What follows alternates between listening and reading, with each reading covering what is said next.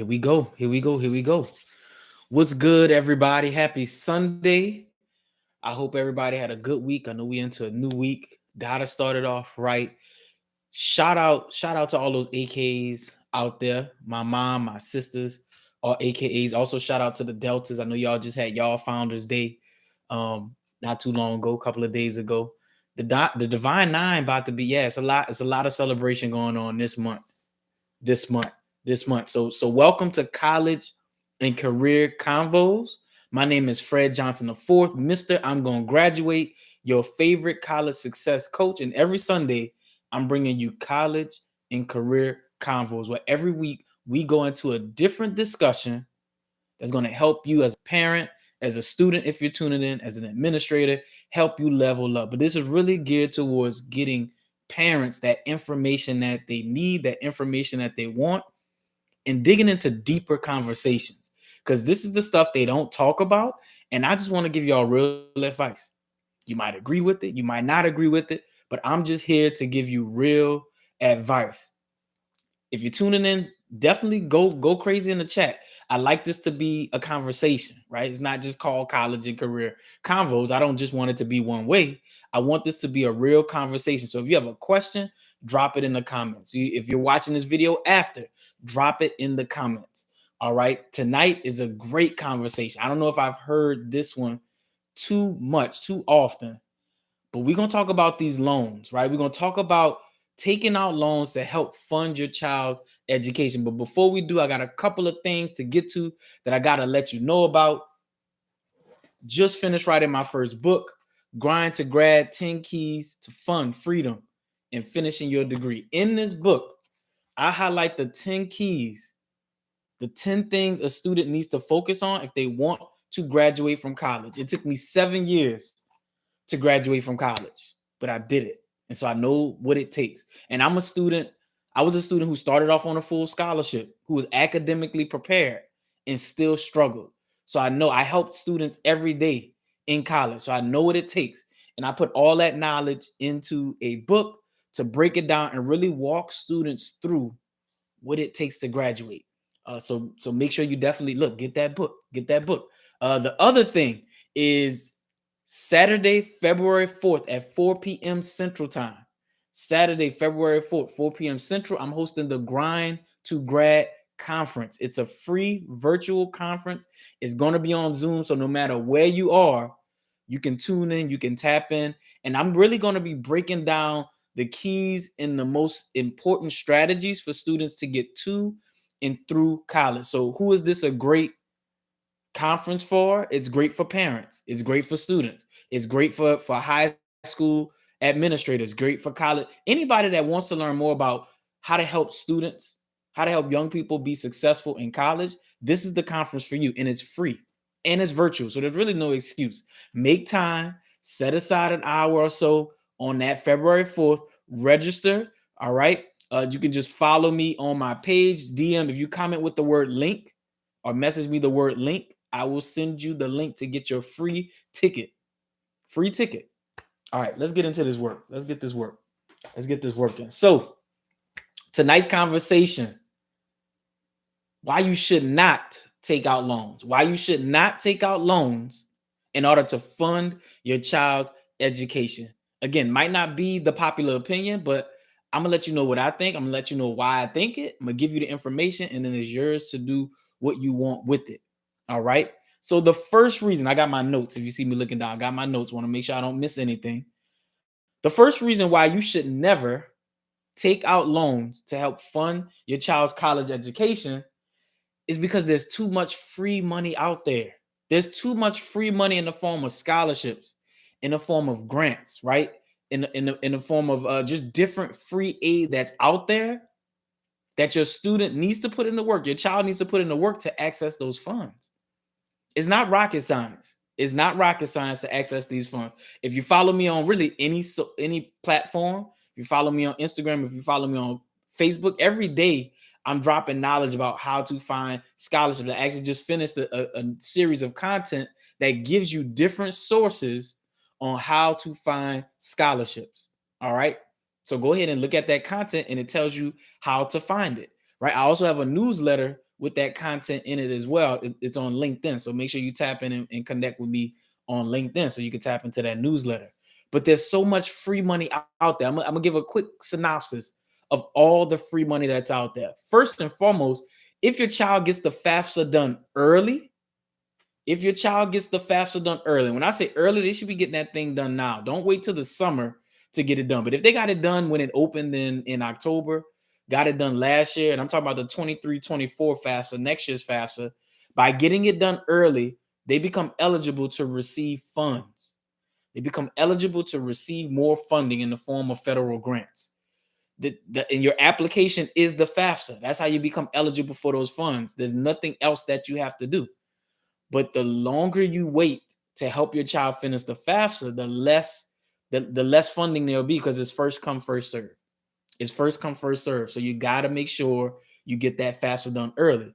The other thing, especially if your child is still in high school, if they really do what they need to do on the ACT, they can get additional scholarship or grant money in the form of institutional scholarships or grants from their college that they plan on going to. They should be looking at colleges. When your child is looking at colleges, of course, one of the first things they should be looking at is what ACT score do I need to get in? What GPA do I need to get in? That's the first thing they should look at. What are the admissions requirements? Now, a lot of schools are test optional, so you don't need an ACT or SAT score to get in, but you do need it. Test optional is not test blind, and I have more content that explains the difference between those. But test optional, you have the option of submitting your ACT or SAT scores, but you still need those scores in order to get financial aid. You still need those scores in order to get financial aid. And so your student needs to go on a website and take a look at what are the different scholarships for incoming freshmen. If they're already a student at a university, look at the continuing student scholarship or endowment scholarships and look at those requirements. There's so much free money. If they're a marketing major, they should be going to the College of Business and asking what business scholarships do you have. If they're a pre-med major, they need to go to the College of Sciences and ask what scholarships do you have for students like me. Go to their financial aid counselor. Do you have a list or a database of scholarships? And they definitely should. They definitely should. There's so much free money out there. There's so much free money out there. Your student, your child just has to commit to finding it. Now, even though this is simple, that doesn't mean it's easy, right? But there's a strategy to finding scholarships.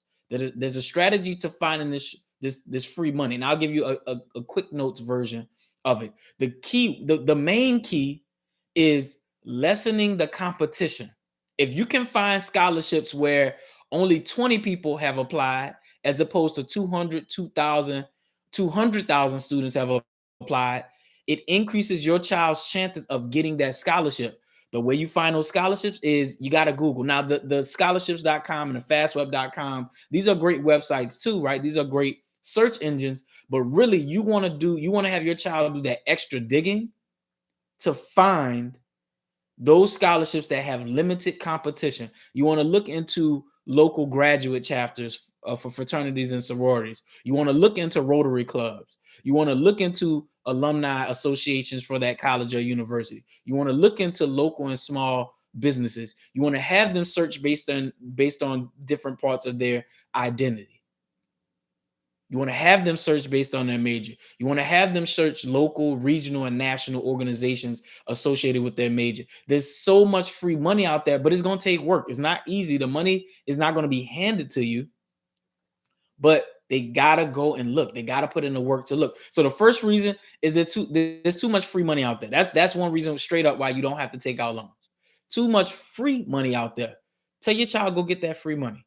Go get that free money. Put in the work to get that free money because it's going to make them a better student.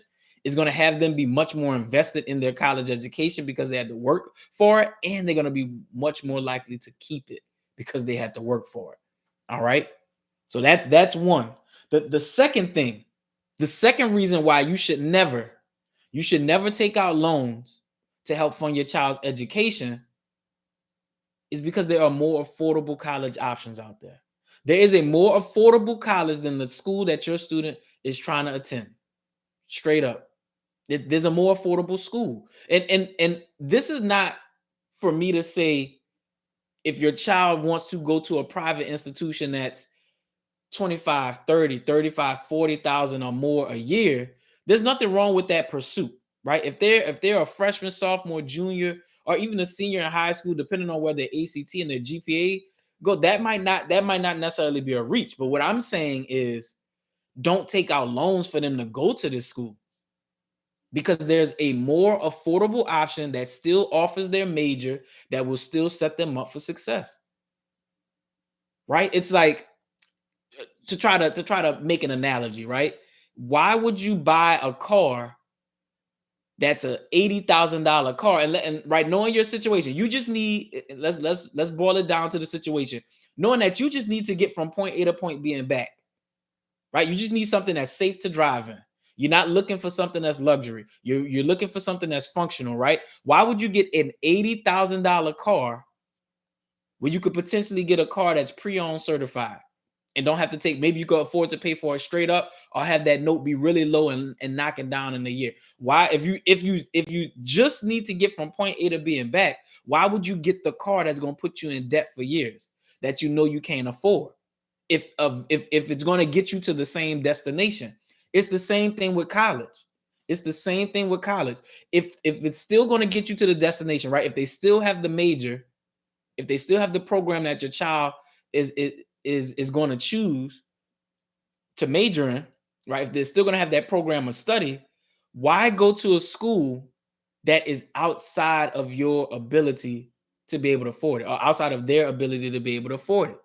Now, this also doesn't stop your student from eventually attending this school. If they're really on it and they really hustle and get scholarships and they get a high GPA, they could always transfer into their dream school when they can afford it, right? Or not, right? Stay at the school that is affordable. So that there are more affordable options out there that are high quality, all right, or a good enough quality. I think sometimes there's too much, and I'm kind of getting into earlier points. Sometimes there's too much stake that's put into the prestige of a school just based off the name. And let me tell you this, if your student goes to this college and they don't network and put themselves in position to take advantage of the network, take advantage of the prestigious alumni, take advantage of the prestigious university, it's not going to benefit them, right? Just because that name is on their diploma, that can only take you so far. But if you don't tap into the resources, if you don't tap into the network, if you don't tap into the alumni base, if you don't tap into the professors, if you don't tap into the leadership opportunities, it really doesn't matter. It really doesn't matter what name is on there. Some of these names can only get you so far because at some point you got to prove to me what can you do? What can you do? And so there's a more affordable option where if your student takes advantage of those similar resources on the more affordable campus, they'll be all right. They will be all right. So that's the second reason. There's a more affordable option with similar resources that will still get your child from point A to point B. That will still help them to get that job. That will still help them to get the skills that they need to be successful. That will still help them get that degree. That's the other reason. Next reason, and I was kind of getting into this point. Is this school, is this college, is this university really that good? Like, are they really that good to be saying, I'm going to take out this private loan, which you should never do, never take out a private loan. But I wouldn't even suggest taking out the Parent Plus loan if you can be approved for it. Don't even take that out. And a further push, even if you were denied the Parent Plus loan, your child shouldn't take it out because then that they can get it approved, right? They can get additional money to help pay for school, but that's additional loans. That's not free money. Is the school really that good? And here's how you can figure it out. And I almost want to preface this, right? And I'm going to say this, but unless the stats of this school are just ridiculous, right? Ridiculous. And when I say ridiculous, what I'm speaking to is I want you to look at the graduation rate, not overall graduation rate. I want you to find the graduation rate for the identity of your student. If you search National College Education Statistics, I think it's called NCES College Navigator. If you search that, you can find these stats, some of these stats. Find out for the identity of your student, if they're a black male, black female, Latinx female, whatever their identity is, find what the retention and graduation rate and persistence rates are for those students. Because your school might have a great graduation rate or reasonably good graduation rate, but are they graduating black students at the same rate? Are they graduating minority students at the same rate? And then if you again do this digging, is their program helping students to get jobs? It's one thing to finish in engineering. Is that student walking into a job in engineering before they graduate? Is the school even calculating that? Can they tell you that here's our job placement rate within the first year? Can they tell you what percentage of their graduates get a job in the field within the first 6 months to a year? Unless they are blowing it out the water, you should not be taking out loans. And I would push, even if they are, it still is going to take actions from your student, right? They're just not going to be able to walk into a situation and be given a job. So even if they are in a program that has really good stats and graduation rates and job placement statistics, they're still going to need to put in the work. And so again, unless there's a very niche major and program where this school is doing it above and beyond every other school in the country, I would not consider taking out loans so that they can go there. Right? There's some programs that are going to make the difference, but if there's a similar program, again, there's more affordable options and there's too much free money out there. So you got to ask yourself, is this really worth it? Is this really worth it to take out this money? Is this school really going to make the difference, or is it my child that's going to make the difference? It's your child. It's the actions, it's the routines, it's the habits, it's their mindset that makes the difference. It's not the school itself. So that you got to consider that before you think about, am I taking out this loan? Is the school really going to make that much of a difference? Not as much as the difference that your child makes by taking the right steps and making the right choices. Right? All right, the next reason, we got two more left. I'm moving quick. I usually like to keep these to about 30 minutes, but we're moving quick. So if you got questions, y'all, put it in the comments. Put it in the comments. Let me know. Let's have this be a conversation. I want to talk with you. If you're watching this after it's been recorded, I like the dialogue, right? I like to answer questions. I like to know what you think. If you disagree, let me know. Let's talk. All right, so the next reason, and this is one that's probably gonna make some people mad, but again, I'm here to give you real information. College and career convos. We have real conversations around college, real conversations. So I'm not gonna sugarcoat. I'm not gonna beat around the bush. I'm not gonna do all that. I'm gonna let you know the real. The next reason why you should never take out loans is, what's the return on investment for you as a parent? What's the return on investment, right? Anytime we think about investing in something, we look to get a return. And I'm talking about financially. What's the return on investment? You don't know. You can't quantify it, right? You can't say how much money you're going to get back by taking out X amount of loans. But what I can tell you is there are better ways and more sustainable ways to invest in your child's education without taking out loans. One, if we want to be purely practical, right? If you and just like I'm telling students to hustle, just like I'm telling you, there's so much free money out there. There's ways to get money to fund your child's education that don't require you to take out loans. One, I've seen parents do this. Sell hot plates, right? Wash cars, like sell cupcakes. And I know you might be saying, like, how selling $5 cupcakes? Look, if you have a gift, if you have a talent, if you have a service that you can provide and you can charge for that, that's one way to raise money to help your child pay for college. Now, you might not, depending on the service of the business, you might not be able to raise a ton of money, but I guarantee you, if you start early enough, you can do that. You might start, right, depending on the age of your child right now, you could start a college fund, right? Start an investment account, something that'll grow over time. A college fund, you could start that. Put some money to the side here and there. Get them involved in organizations that give scholarships away, right? Get them involved. There are other ways to invest in your child to help them afford college other than saying, I'm going to take out $10,000 in loans to help you go. Because you're not going to see that return on investment. But those other ways, and honestly, the most important way for you to invest is to continue to build your child up, continue to help them develop personally, continue to be their biggest cheerleader, continue to help them and be there in their toughest moments in college. Help affirm them. That investment is going to go way further than simply paying for college so they can afford to go. Because the other thing you got to remember is whatever this gap cost is,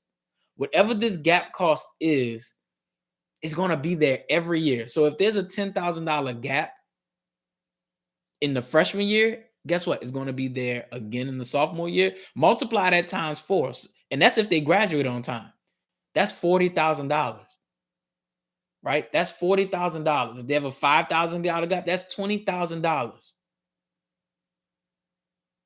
There are better ways to invest in your child than simply taking out that money, right? Tap into your network. See what opportunities are within your network to connect them to different jobs, connect them to internships, help them gain the skills and experience that they need to go, to help them gain the skills that they're going to need to be successful in that job they want to go into.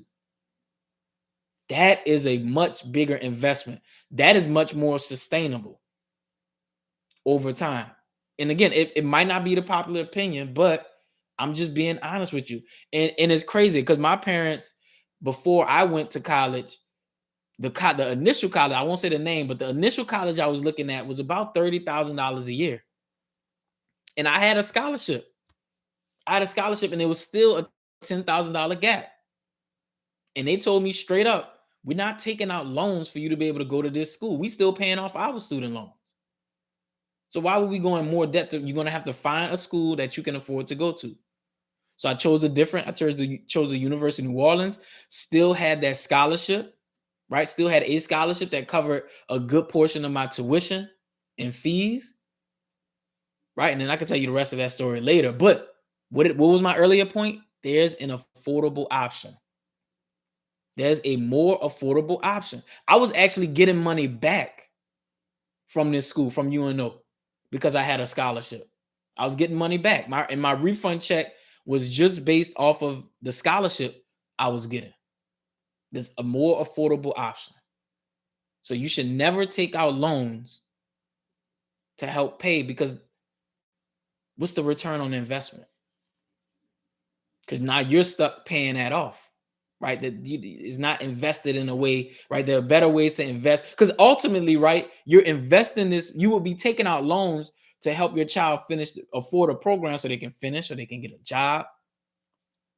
Again, the more sustainable input is, let me build them up. Let me affirm them. Let me help connect them to people in my network who can help put them in position to win. Let me be their biggest cheerleader. Let me help them personally develop. Let's read a book together on personal development. Just be there. Let me be supportive. That is much more sustainable and much more impactful than simply taking the money out. And so my last point, we getting through it. This is kind of needless to say, but the last point, and the reason why you do not have to take out money, you never should take out loans to help fund your child's education, is because you don't have to. You don't have to. This is not a requirement for your child to be able to attend college. You don't have to take work on the low end, right? On the low end. And I don't want to say worst case scenario, but at a minimum, your child could attend a community college where 9 times out of 10, they don't have to take out any loans to attend. They can get their associates. If they make sure that GPA is on point, they can transfer to a 4-year or bachelor's granting institution and finish their degree and start off 2 years without any debt. Without any debt. You don't have to. There's too many options. You don't have to. It's not a requirement. There's too many pathways. And there are, depending on the program that your child wants to do, there's certification-based, industry-based certification programs out there. There are alternative college programs out there that are more affordable. There's some online programs that are out there that are more affordable. You don't have to. And because you don't have to, you shouldn't. It's not a requirement. There's no emergency that will require you to take out that amount of loans because there's too much money, there's too many affordable options out there, and you don't have to. You don't have to. So those are the points, y'all. Those are the points. Definitely, if your child, I'm not trying to be the bearer of bad news. I'm not trying to burst any bubbles, but what I am trying to do is just be real with you about what it looks like in life after high school and what a real process should look like when you're considering different colleges. And affordability is huge because I see it creep up all the time, right? Even for those families, right? Even for those families that say, hey, we're going to pay out of pocket. We're going to help you pay. Life happens. I've seen this happen to multiple students before where you might have it that first semester. But guess what? If there's a $3,000 gap in the first semester, guess what's coming back the second semester? You still got a $3,000 gap. And life happens. And you might not be able to afford it. So now your child is left with a balance at this school that's going to stick with them until they pay it off or you pay it off. And if life happens, you might not have it like that to pay for it like that. Not also, I'm not going to dismiss. There are some families that are in prime position to be able to afford to pay for their child's education. They can pay for it. They're not taking out loans to do that. They can pay for it straight up. If that's your situation, great. If you're like a lot of families I know, that's not your situation. You're not able to do that. So you should not be taking out loans to do it. You should not be taking out loans to do it. And I've seen it time and time again. Financial hardship is one of the biggest reasons why students do not graduate from college. And part of it is because a student and a family is putting themselves in position to fail. Right from you're choosing a school that's not affordable, where that gap cost is going to come up and bite you. So start off at a school that is affordable from jump, and you'll be increasing your chances right then and there. So those are the points from the night. I really want to know, if you're watching this, what stuck out to you? What stuck out to you, right? What points resonated with you? What points maybe didn't you agree with? What's something new that you learned from tuning in tonight, right? And if you took anything of value from tonight, I want you to just share this with another parent. Share this with a student. Share this with the college administrator, right? I'm here every Sunday, y'all. Every Sunday I'm bringing real conversations. Follow me on Instagram at Fred Johnson the Fourth, all one word. Fred Johnson the Fourth, FredJohnsonTheForth. Right? Follow me on LinkedIn, Frederick J. Johnson the Fourth. Follow me on Facebook, Frederick J. Johnson the Fourth. Follow me, y'all. Tune in. I'm pushing out content every single day because I understand that there are parents out there who want their children to be successful. There are parents out there who want to make sure that their children graduate. And if that parent is you, like if you're really invested in that, I'm going to give you the tools, the information, and also help develop the mindset so that can be true. Right? So in 4 years, me and you could be conversing and talking about how your child graduated. Right? And when they do, I want to interview them. I want to pick their brain about what they did to be successful. So one last thing before we call it a night. Again, you have to register for the Grind to Grad Conference. It's Saturday, February 4th, 4 p.m. Central Time, virtual on Zoom, and it's free. All you got to do is register. If you want your free ticket, just comment the word link, LINK. Just comment the word link, and I'm going to send you the link to register so you can get your free ticket. So again, my name is Fred Johnson IV. Mr. I'm going to graduate, your favorite college success coach. And I'm going to see y'all on the other side of graduation.